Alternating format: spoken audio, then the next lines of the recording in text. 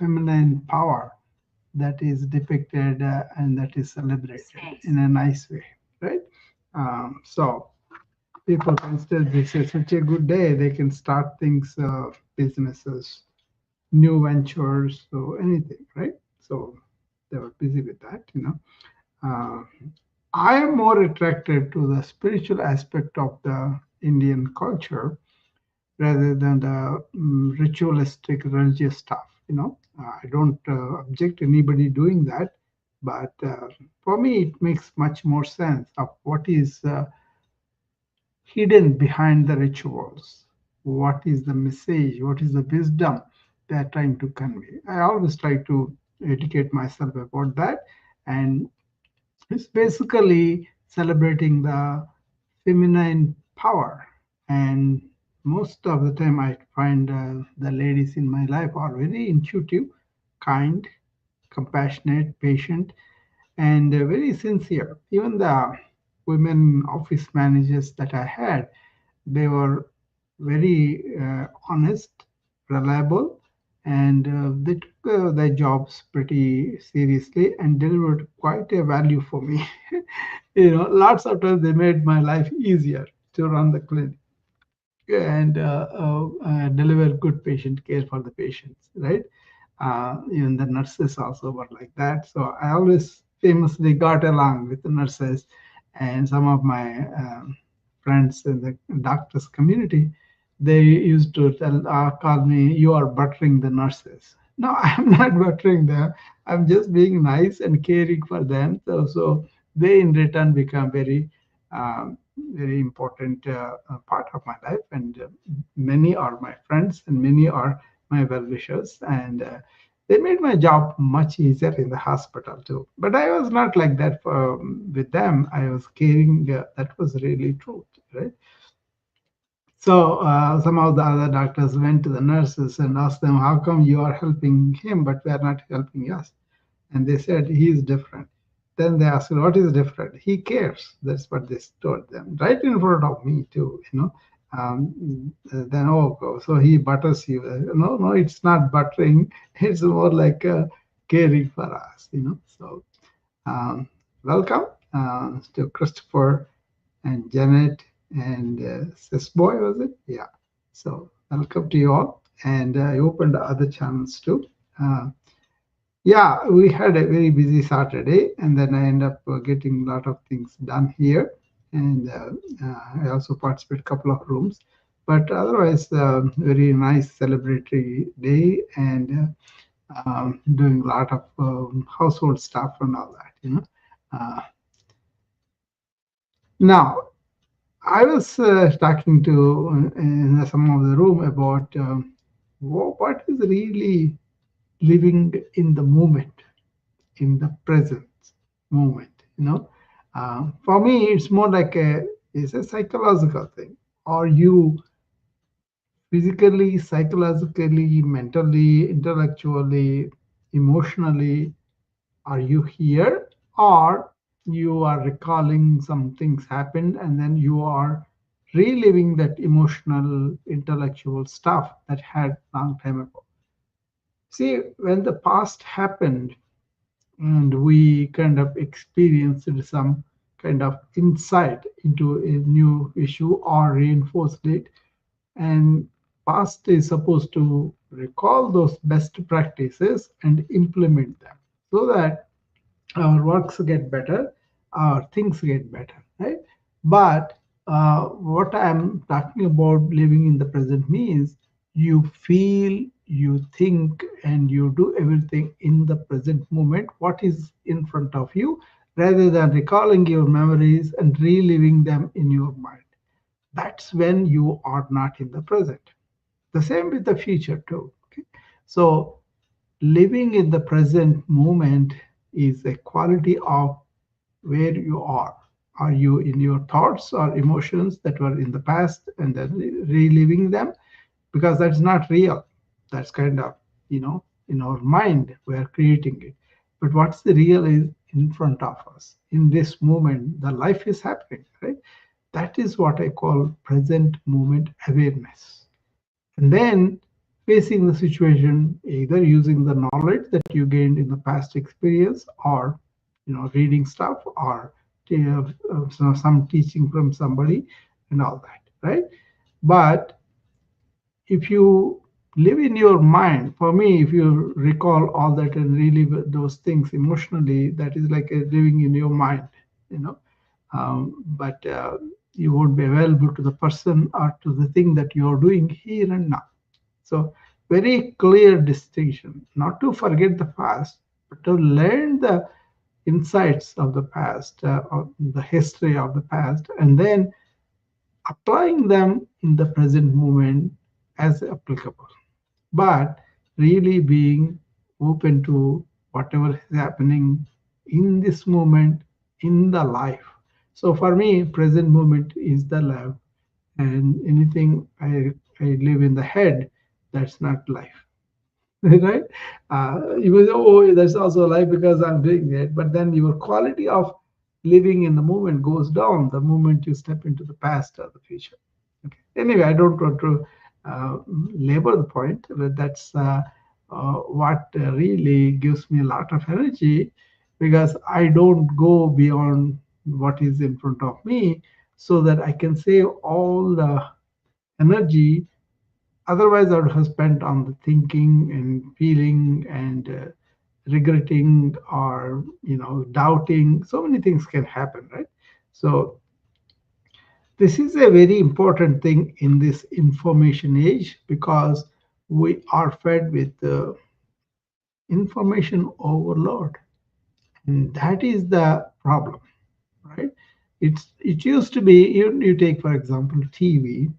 I remember when I first came to this country, and later on, up until the 90s, I think, before all this multi-channels, cable TV, I was there, and Ted Turner, he started the internet cable and all that. It was good. They were connecting to several countries, and then they were interviewing Ted Koppel on ABC. He used to bring people on the from different countries and interview them right there. That was from McLeod News Hour on the PBS. That they are the original people who are interviewing everybody from around the world. And they're bringing big guns. Even now, I watch the PBS News Hour, but I don't really watch CNN, Fox, ABC, and all those things. I watch the PBS channel. So they were you bringing people from far corners and all that. But then along with that, this unnecessary information, unnecessary channels have grown, and most of the uh, stuff is like a gossip for me. There may be important weather stories, economy stories, and also what's going on with the travel thing and what's going on with the economy. Those are okay, but lot of unnecessary stories are there, and lot of entertainment that may be also overdose, right? So in this age of information overload, if you don't practice being in the present, you will be led astray. Now AI has come. AI can really customize what you want to spend time on. What is the important thing for you, and only do those things. There are so many programs coming up that will reduce your time for the things that you were doing before a lot of time. For example, I'm doing wellness, and there are programs they introduced me where I can go and see what is going on with wellness.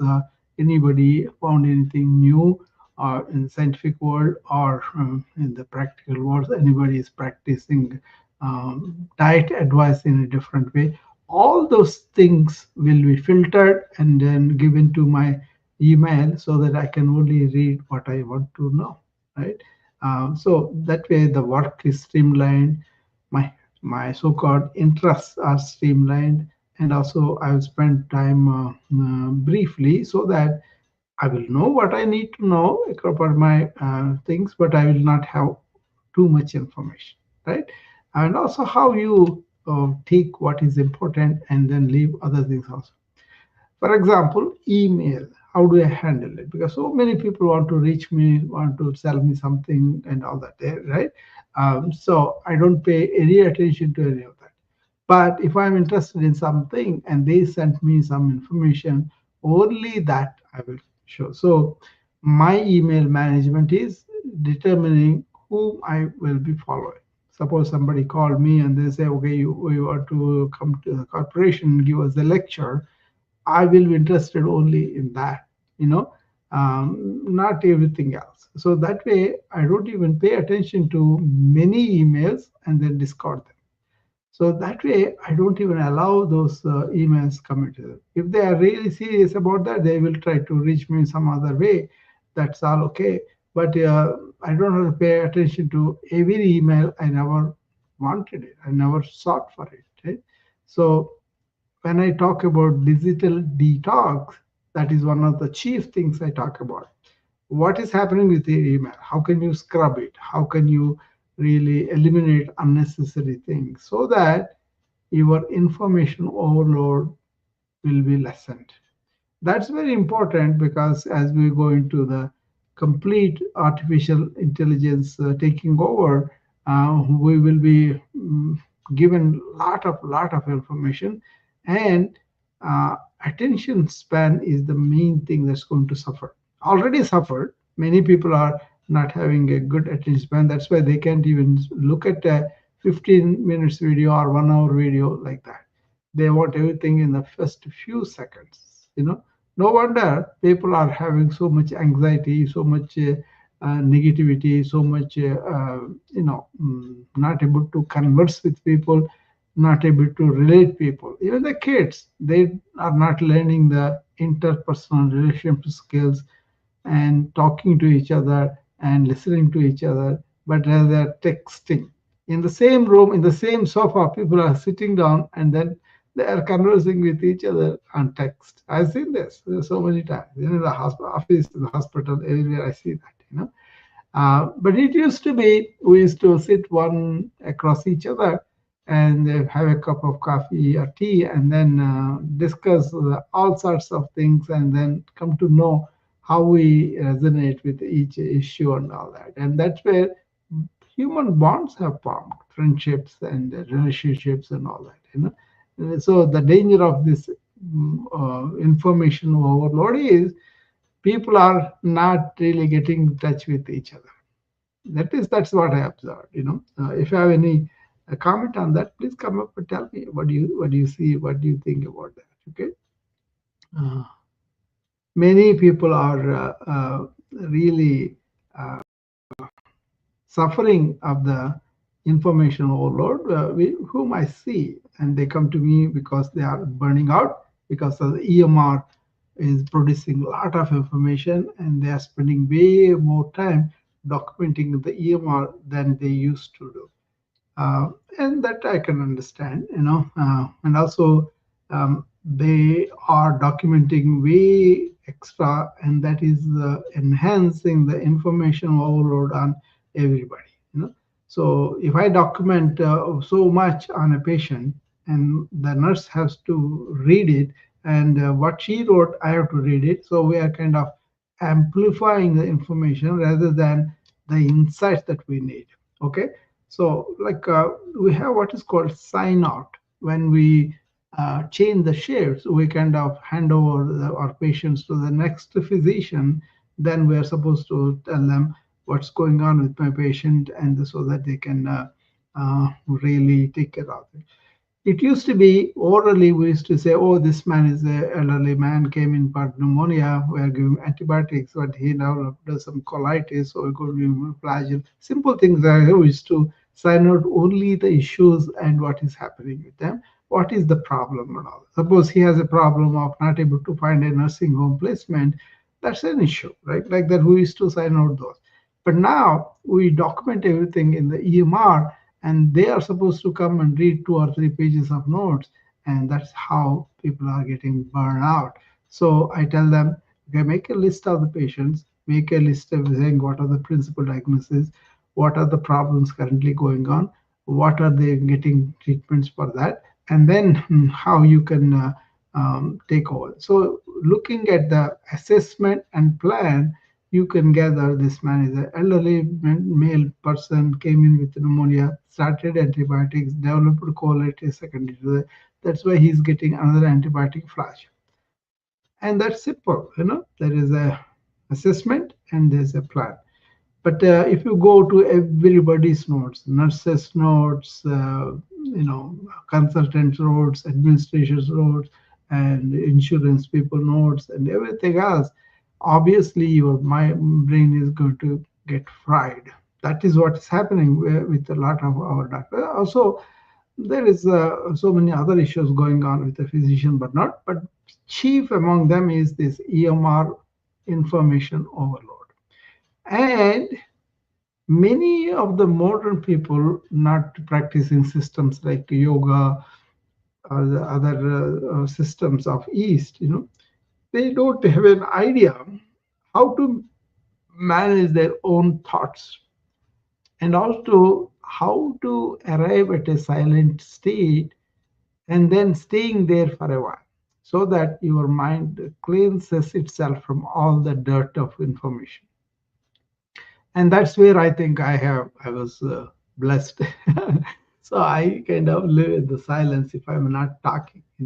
So now I came with the purpose. I want to relate to my patient, my friends, and then chat with them if they have any questions, or I'm going to tell them a couple of things, and then afterward I will retire. And I don't carry everything from this talk except the somebody comes and tells me something valuable, something important, something different perspective that I could learn, and then I will learn those. But rest of it I don't have to, right? And then this is luxury of recording is there. This luxury of going back to it and listen is there. So why do you have to remember everything, right? You know what Einstein said? I don't remember any of the phone numbers because they are all written in the telephone directory.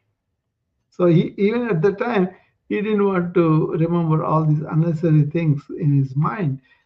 So he only allowed his mind to go and explore new things and new questions, new issues of any of these, you know, scientific endeavors that he was involved in. So a creative mind will not hold so much of information. It will be open to the new and what is can be discovered in the present moment and not really carrying so much of unnecessary burdens, right? So I hope that makes sense because it's going to be very important as we go into the AI explosion. When the AI agents come, the AI agents are going to take care of a lot of stuff. Then what is that you're going to manage? What is that you're going to allot to those AI agents? For example, if I'm really taking care of my patients are used to talking with me and telling me stories and then getting feedback in the form of sympathy, understanding, guidance, and all that. Then there's a human to human relationship. But if I just do with the computer only, I can do everything without seeing the patient. But I want to talk to the patient, relate to the patient, touch the patient, examine the patient, and then take him, on a ride of empathetic, comparative, you know, relating to him at the human level and where he feels much more comfortable. Probably I will use AI much more effectively that way because all the mundane things the AI can do, whereas I can spend my time with my patient. That's what I'm doing even now. Most of the things I do are I have the technology that helps me a lot and I have a lot of time left because of the technology. And after that, I spend my time what's called Atma Vichara. That means Atma Chintan. That means self inquiry. What is going on in my mind? What are the thoughts? What are the feelings and all that? Not being partial or judgmental, just observing them. then you will know where they are coming from. And then once you find the root and then eliminate the root, then you don't have the thoughts of fear, thoughts of guilt, thoughts of ambition. All those things will peter away. Then you spend in real good silence, which is good. And then the more you spend in silence, the more your mind is going to be sharp and revised and then also regenerated, and really gets a lot of energy from that because you are not involved in unnecessary thinking. I don't know you have this term information overload familiar to you or not.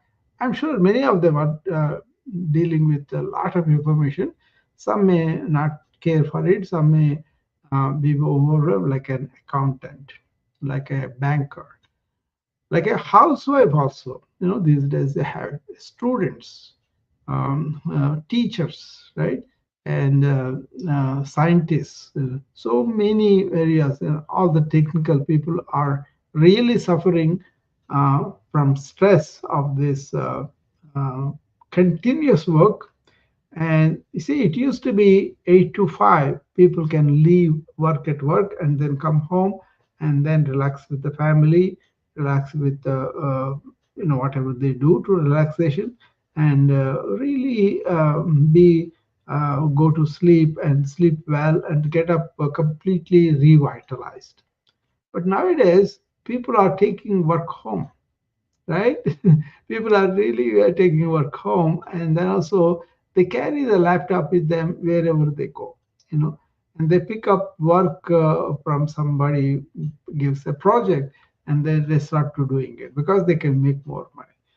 Doctors, for example, they bring home laptop, iPad. Even I do too.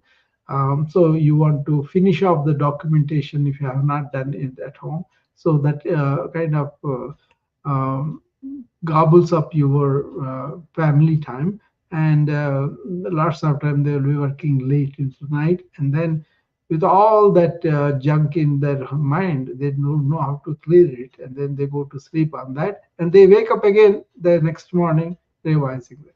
This is how they are getting neurotic, all the time thinking, all the time having data and all that. So when I treat them, I tell them, just shut off your devices at least half an hour before you go to sleep, and then do a process of unwinding and progressive relaxation of the body and vacating the mind. This is what I teach them.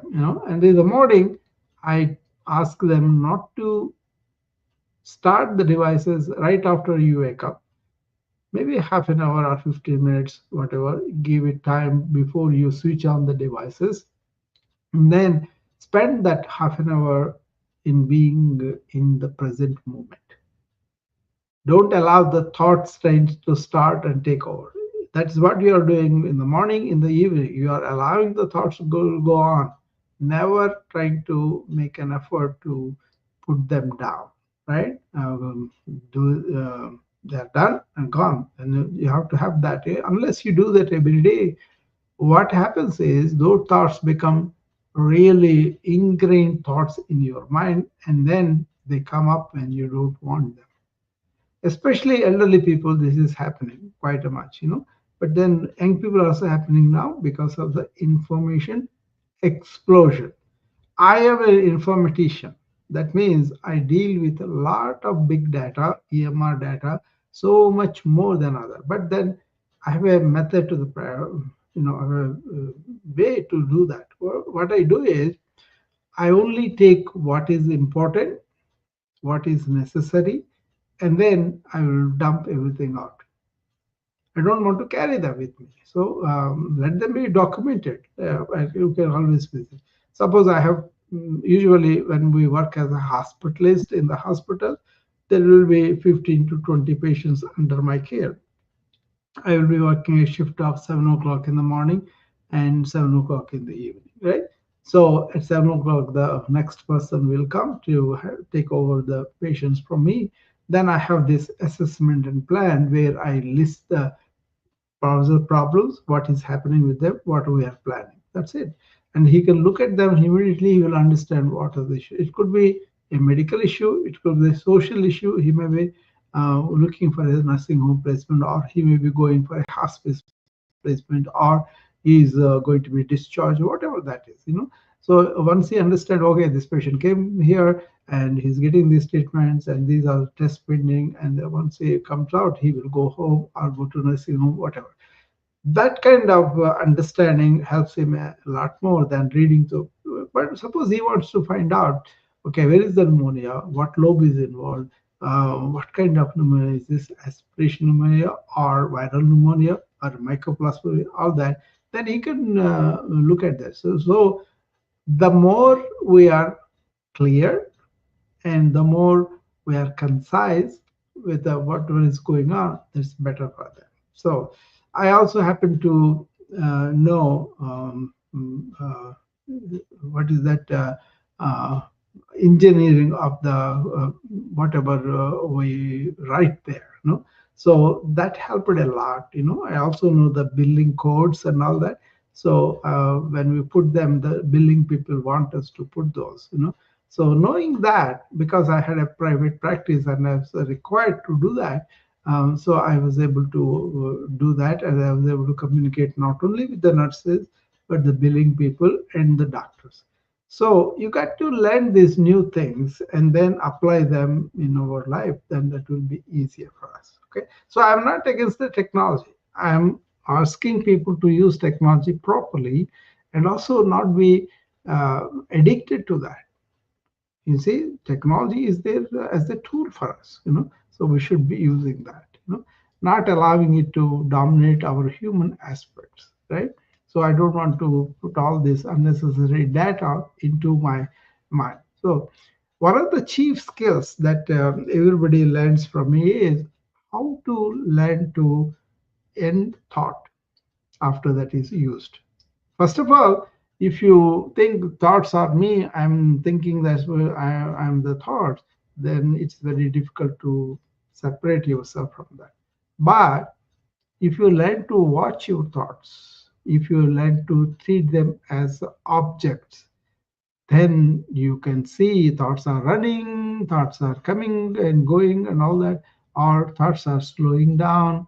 And with the meditation, with the breathing, I teach them how to slow the thoughts and also stay with one thought and identify the thought whether it is negative or positive.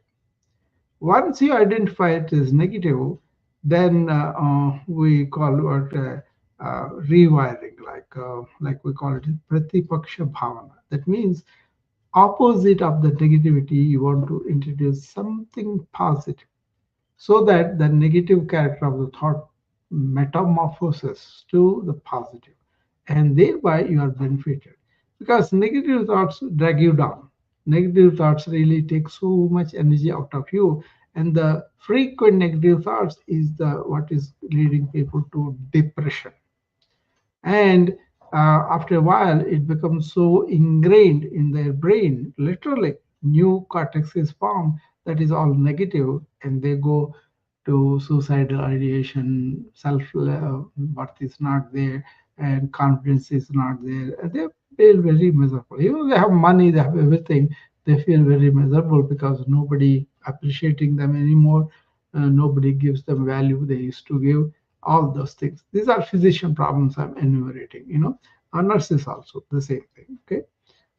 So understand thought is an object.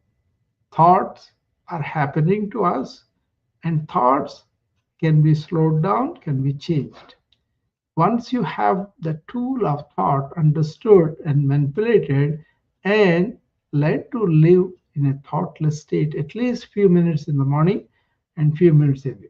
For that, ancients had so many things, but nowadays also a lot of people come to me and ask me teach them how to.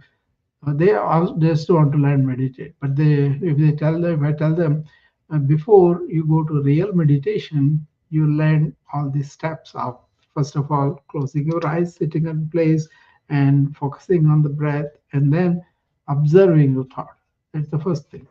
Then As you take deep breath, your thoughts, momentum, rapidity, running very fast will slow down. And as you go on into several weeks, you will see they are going to one thought, and you can identify the gap between thought to thought, and also you can identify the quality of the thought. Is it negative or positive? And if it is negative and you want to see something positive around it, whereby the positivity is induced into the negativity, and then that is the pratipaksha bhavana. That is the um, transformation of the negative to positive. It doesn't happen just like that. It depends on so many factors. People are used to them for several years and they don't even care about doing all this, and they just blame other people, they just lose their temper and all that. Those things are causing problems to the doctors now, because nurses and other people, they don't have to take all this screaming and taking it on them and all that, right?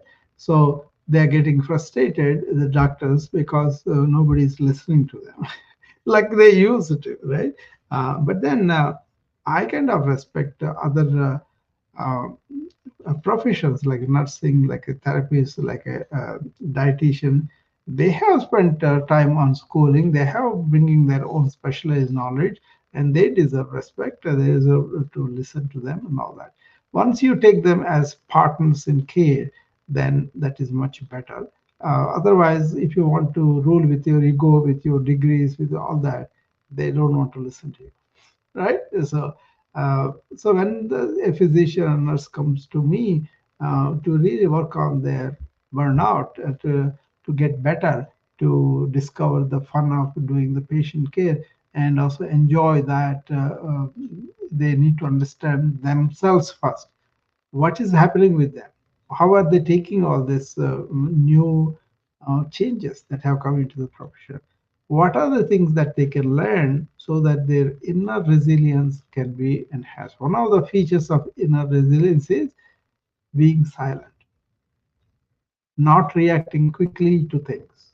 So these are all the things I try to help them, because I live in a thoughtless, silent awareness state, and then use thought when I need to. It's like I came to you guys at the time. I came with a thoughtless state. I just want to chat. I didn't have an agenda. Things are coming out. And if anybody comes and asks me a question or something observation, I'm happy to engage them. But otherwise, I will just say the few things I thought I'm going to talk about, and then after that, I just go into my silent awareness state. That's a blessing, really blessing, I'm telling you. So learn to observe, learn to change thoughts, and learn to end thoughts, and always end up in that attention, awareness, silent, thoughtless state. One of the statements by Ramana Maharshi helps me a lot, because he introduced me to the being beyond the mind, beyond the chatter of the mind and thought. He said, attention has always to be poised on one's inner real self, real being, not the thought associated construct of ego and personality. That's not it. Beyond that, we have a very quiet, peaceful, happy, blissful self. So he says, attention has always to be poised on one's inner self. That takes me out of this chattering mind very quickly. And then the more I was understanding it and really being there, I want to be there first and then use my tool of thought. Okay. Most of the moderns make mistake, think their thoughts are themselves. They identify with them. Oh, I'm an angry man. Oh, I'm a jolly man. I am so they give identification to those thoughts, thought construct ego, thought construct personality. So if you really want to be your real self, you have to let go this phantom personality, ego, that are thought construct. Pretty difficult for a lot of people, I know. That's why we start where they are. Usually people come when their thoughts are scattered, but then they can focus and then when they go to work because of the threat of losing their job or getting punished, whatever, they try to focus themselves deliberately, and then they have headaches, they have indigestion, they have insomnia, all these problems. And lately, there are a lot of problems with their relationships with the spouses, getting more divorces and all that. That was it. And some doctors are so frustrated they are committing suicide. That's why I give a special place for them to not only help them to understand about themselves better and also cultivate this inner resilience so they will be healthy and nice, and they'll go to the profession in a service attitude, thereby they give a lot and they get a lot that way. Okay, so it's a sacred duty for me to help them. Okay, so I do that very sincerely, but many of them don't have the patience or don't have the time, don't really want to do the work that is involved. Like I ask them, sit down and reflect. They cannot sit down leaving all things alone. They have to go on working, working, working, and they're exhausted. They go to sleep, but they have nothing done for their brain, right? The thoughts, they are going on continuously, and that's when they are really tiring out. Okay, so a very serious thing. That's why I kind of give special attention to those people who seek my assistance in this matter. But it's not just the doctors that are burning out. All professions we are seeing now, bankers, investment people, information technology people, IT people. That is a big segment I see because they are stressed out. They are also exhausted. They are really spoiling their health because they are not taking care of themselves very well, and they kind of losing marriages, losing children, and losing their health and all that. So uh, they may be making some money, but they are losing a lot of valuable things in their life. So I kind of put in a program for them. But for the doctors burnout, it's called just a coaching burnout with a comprehensive self-care. For the IT people, I started this in 1995, maybe, yeah. And then it really came into vogue in 2008 when we were implementing EMR in our hospital, in local hospital. So I coined this term at that time, stress management for excessive tension. That is what is happening with a lot of the IT people because they are always on the go, always want to complete things in time, and then they may not be ready for that, and they don't give enough time for their self care also. So I kind of teach them how to handle that excessive tension that they develop, by reacting with a sympathetic overtone. That means you're afraid or you're trying to pick quarrels with people, fight or flight, right? And they're doing it for things that are not important, that are very, very trivial, And but then what they do is they build up this sympathetic overtone that results in high blood pressure, heart disease, and in GI problems, and also psychological problems, mental problems, and all that, anxiety, depression, and all that. So I teach them deep breathing. The chief thing that I teach them. Many of them don't do deep breathing. If you do the deep breathing, then you will activate parasympathetic nervous system. This is like an antidote for that sympathetic overload I told you about that people develop. And if you practice this deep breathing not only in the morning but also through the day as much as you possible, then you will be activating your parasympathetic nervous system, which is the vagus nerve, which is the rest and digest system. So you can relax and enjoy your work, and you don't have to go through this panic or fear or fight or flight syndrome that I described earlier. People imagine all sorts of dangers when they are not there. They're phantoms, right? For example, you have this fear, I'm going to get fired if I don't do this job. Then you will naturally compromise your quality of attention and whatever to bring it up. So don't be nervous, don't be fearful. That's the thing. How do you do that? if you practice at this time, if you feel nervous, stop and take deep breaths in and out, in and out.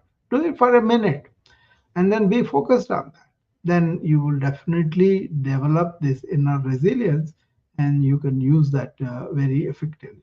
People forgot about that. They don't do that at all. Even if I tell them, they don't do that. But that's why I make them do some detailed pranayama exercises, that number of them that we make them do. And once they do them, then they will learn to get the benefits right away, and then they feel very good from their mental tension and all that, and that's when they take it up and do that. So there are so many different types of breathing exercise, I call it. They're called pranayama.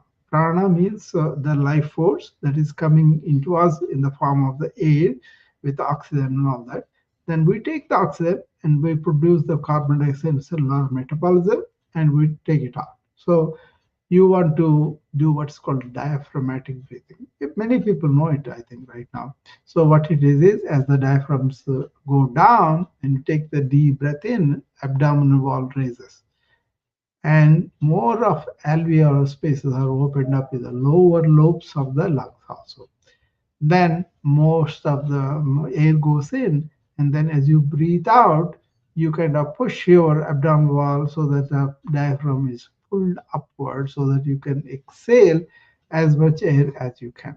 The more you exhale, the more you will take it in, right? So simple, it is called Bastrika in yoga, where you maybe other people are doing the morning routine with me, but otherwise maybe doing on your own. You basically sit in a chair if you cannot sit in the floor. Okay, then sit in the chair, keep both your feet completely touching the ground, then keep your back straight, and then as you take the deep breath in, watch your abdominal wall is raising, and as you take the deep breath in, it raises, but as you take the deep breath out, the abdominal goes in. That's all you have to observe. Close your mouth, do all the breathing through the nose. Do it like a 5 times, 8 times, like that, and then extend that to like a 10, 15 minutes.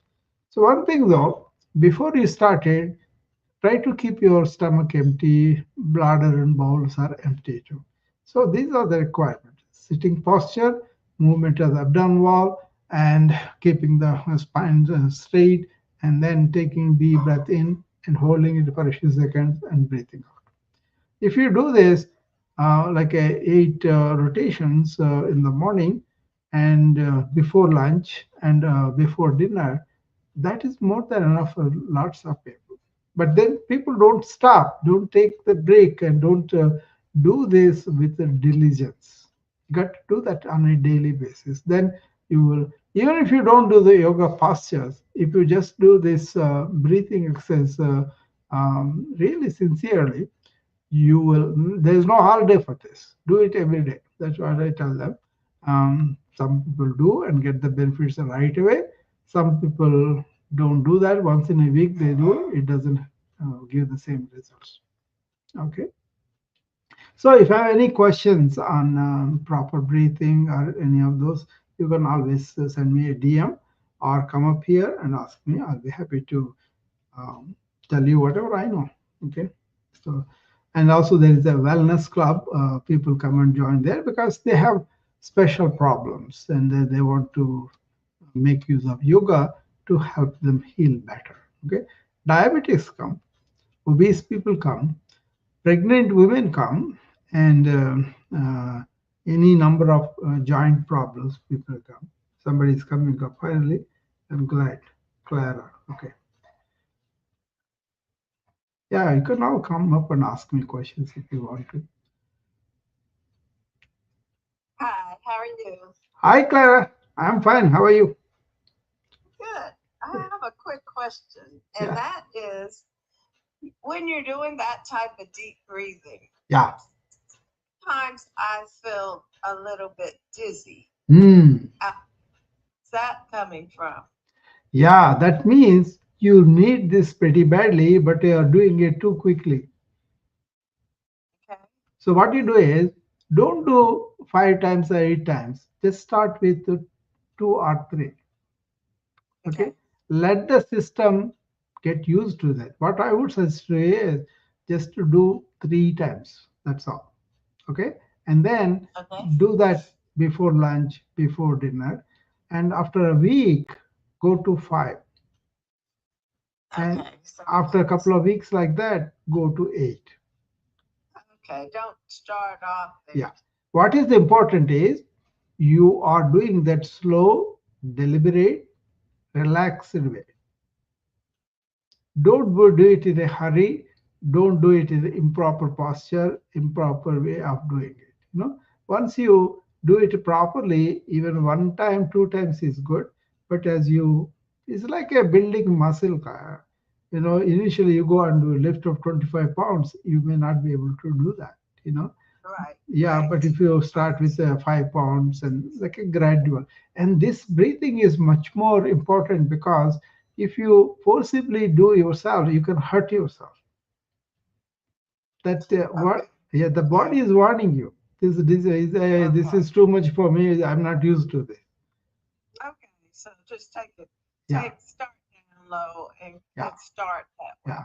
Be very Okay, deliberate, very slow, and do only what you can do. See, body will tell you what is good for you, what is not. Listen to it. that's, that's true. Yeah. Okay, thank you, Dr. Ryan. Yeah, sure, Clara. Thanks for coming up and asking me a question. Sure. Yeah. I love that when somebody comes and asks a question that will be useful for everybody else too. This is very common.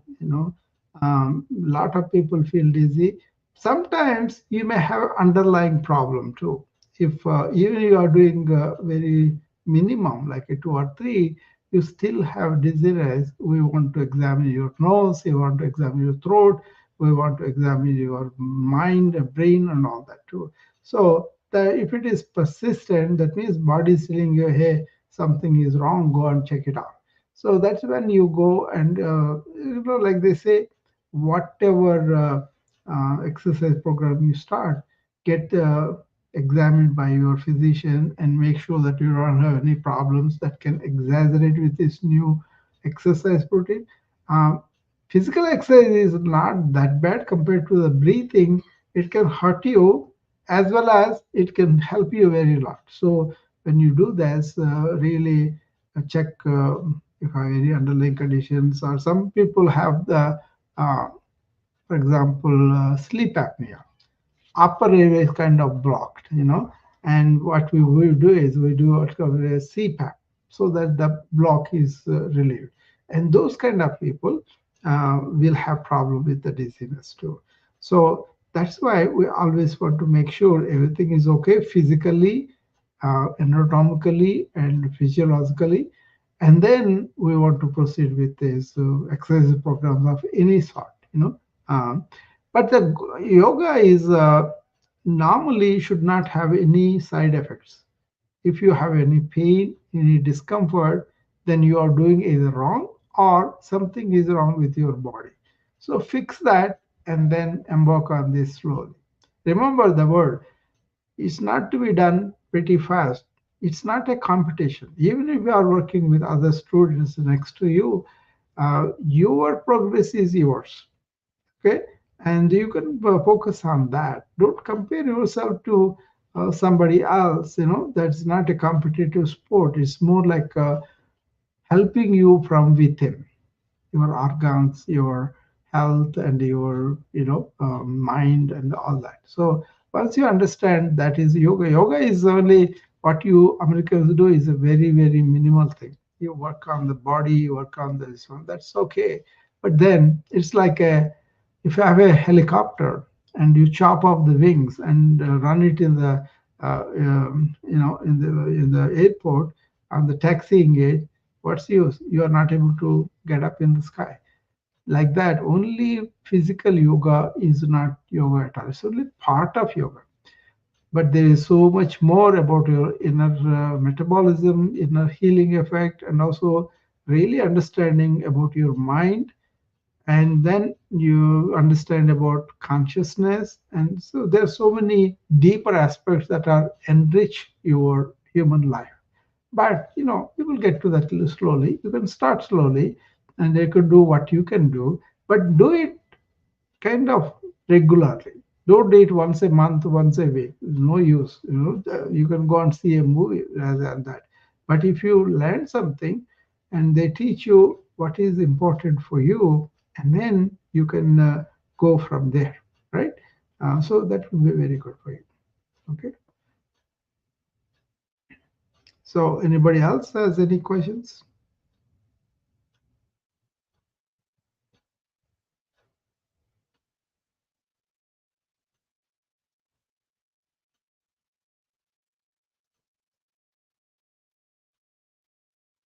See, one of the things about uh, these ancient practices is they were very simple in their outward life and very deep about the inward life. I would rather say they are much more advanced in the inner life, understanding concepts, understanding the insights about that, and all that. They are very valuable to me.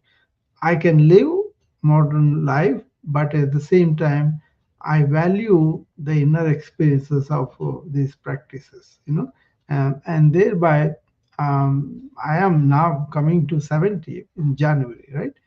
But I don't use any medications, and I'm actively participating to contribute to life, whether I serve the physicians or IT people or corporate leaders, or I'm doing a wellness club, or I'm coming on these rooms and just sharing and giving.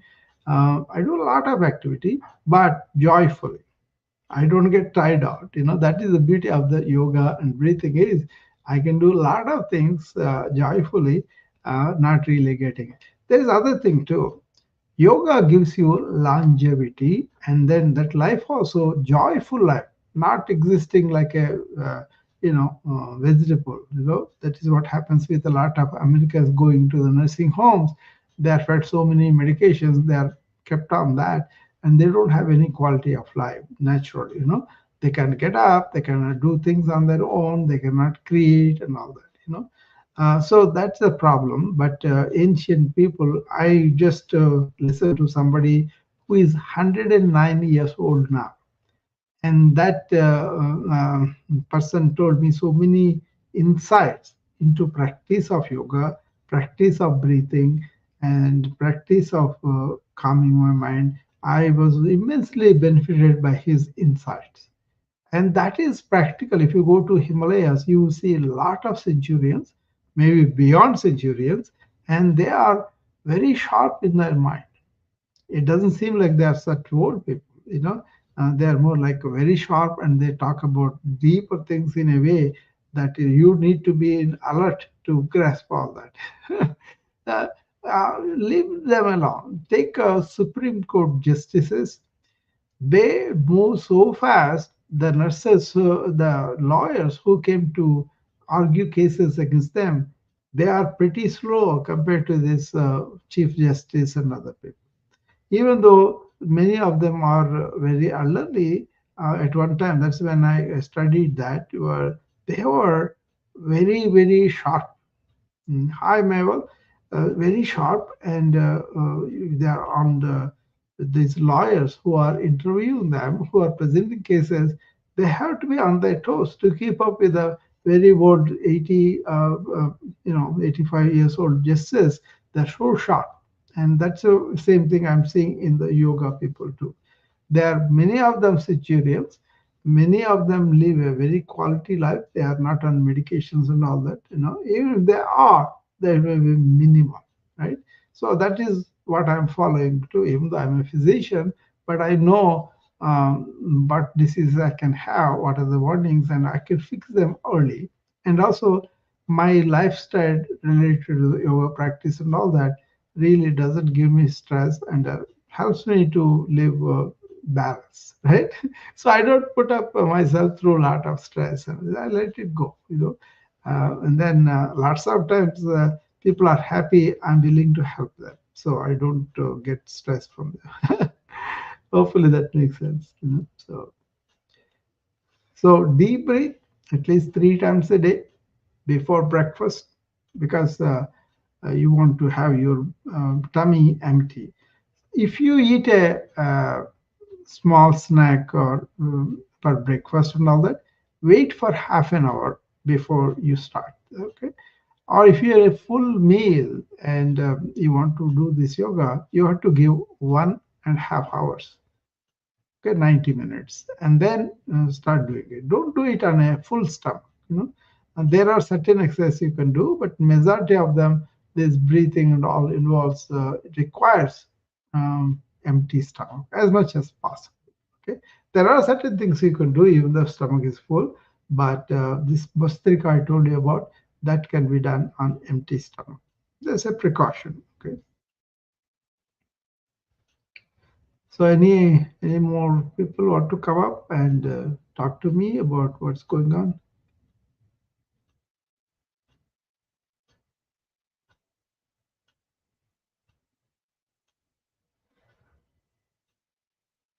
See, some of these personal practices need reminders and regular time allotment in every day. Look at this way. If I do these breathings, there's a saying in Hindi, it's called Abhi Karo, Abhi Pao. Abhi means right now. Karo means do it.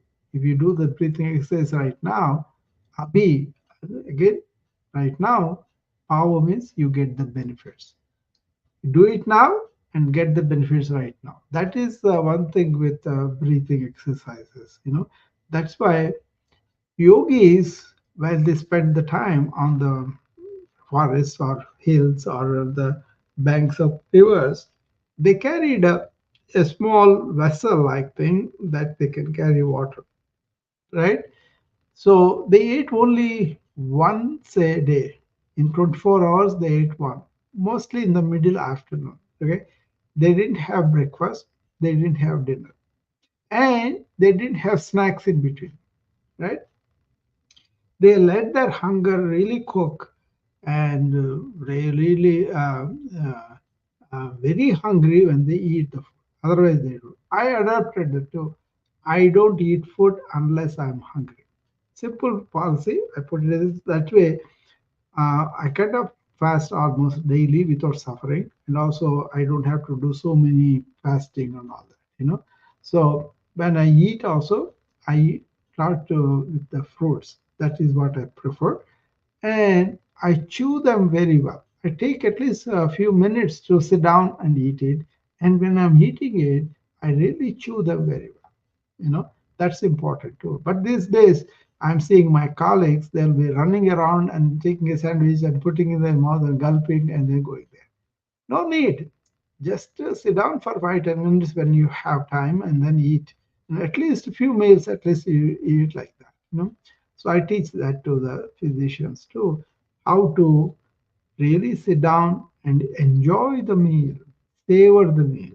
Okay, then it's much better digested too. Of course, the content of the diet is natural, mainly fruits and vegetables. And if you eat meat and all that, make sure it is lean meat. And also, if you can do natural, like legumes and pulses and green vegetables and nuts and seeds and these kind of things are much better. So I'm against the processed food. I'm more for the non-processed original food. And also taught many of my patients, go get involved yourself in growing these vegetables and fruits by yourself, and if possible, organically. Some people did that even in the urban areas. They were going into the apartments and then out of the parts, they just were growing. And then they got me some of them because they were very happy that I showed them a way of eating a very good food by themselves. Obviously you cannot grow everything. At least some people grow tomatoes, some people grow like what is that, greens, lot of greens. And then some people really have these farms where they grew oranges, and I used to get a box from Florida. because my patients used to stay in summertime in the Iowa, and then they go to Florida and stay there for the winter. When the winter here, they are happy there, And then after that, they come, and they when they're coming, they were sending me boxes of that. So I used to distribute to my assistants and all that, and we used to enjoy one or two food from there too. And they are very tasty because they are organically grown. you know that's something I advise people: go to the organic market and neighborhood. Don't go to the super bazaars because they spray things to keep this food attractive, but they're not good. you know okay, anybody else wants to come, before I close this room? I've been talking for a while now. Thanks, Clara, for coming up. And don't hesitate, because I'm not going to intimidate you in anything. And it will be good to ask me questions or tell me some things you are doing that will be useful for everybody, and that will be nice too. But generally, I pop up whenever I have time like this. And Saturday night, my daughter went to her friends because she has some things that they have to do through the day. They're going someplace to visit her girlfriends or her. So she went there. My wife and me were busy doing the stuff for the festival. And afterwards, we have plenty of time just to relax. So I thought I will come and talk to you before I go to dinner again. Okay. So just try to capture that breathing practice. And if you are doing it, fine. If you are not doing it, make a habit of doing that every day. And I'm always available. If you have questions or anything, you can DM me. I'll be happy to answer you back. Or you come here when I'm here and ask me questions too. That will be fine. Okay. Have a good night, and I will see you again when I have the time. Thank you. Bye bye.